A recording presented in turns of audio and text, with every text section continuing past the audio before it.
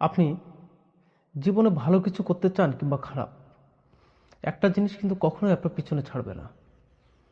লোকে কি বলবে? কিন্তু আপনি কি জানেন এই দুনিয়ায় কত হাজারো মানুষের স্বপ্ন শুরু হওয়ার আগেই ধ্বংস হয়ে যায়? তাহলে ছোট্ট একটি গল্প বলে শুনুন। এক ব্যক্তি তার গাধার পিঠে উঠে যাচ্ছিলেন আর পাশে তার স্ত্রী হেঁটে চলছিলেন।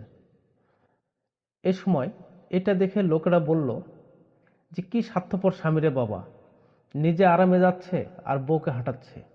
এ কথা শুনে লোকটি তখন বউকে গাধার পিঠে উঠালেন এবং নিজে হেঁটে চললেন।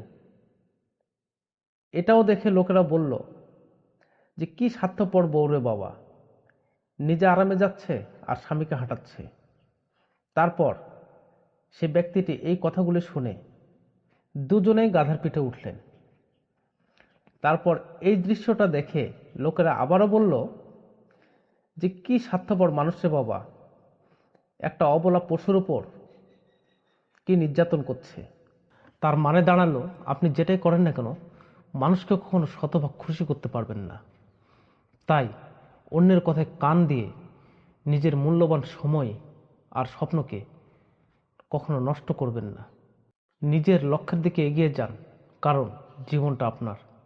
এ ধরনের কোনো সমালোচক যদি কারো থেকে থাকে তাহলে কমেন্টসে ইয়েস জানান।